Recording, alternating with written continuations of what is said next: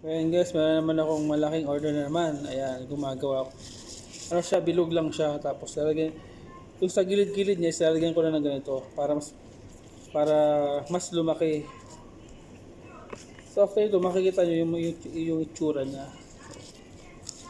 Pero di ko na siya lalagyan ng, ng wrapping kasi mas mas maganda siya kapag walang wrapping.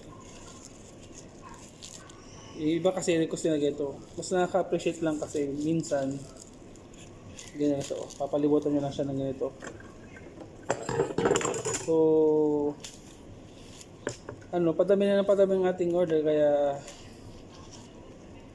buti naman para at least hindi tayo hindi tayo kulang lagi.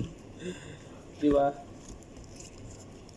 Yan, malapit na rin matapos to. After ito, tatalian ko lang siya. Yan. Salpak-salpak lang natin to. Yun.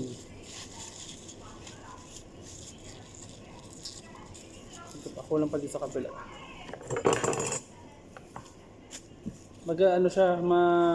Maganda, napakaganda. Talagang magiging malaki talaga yung arrangement talaga pag ganito siya.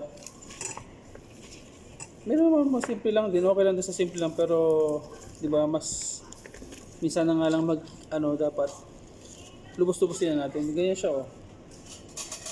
Napakaganda. Tapos tatalian mo lang siya. Ito na 'yun. 'Di ba? Tapos bibitbitin mo siya mo ng ganyan. Di ba? Kaya ganyan, dadali mo ng ganyan.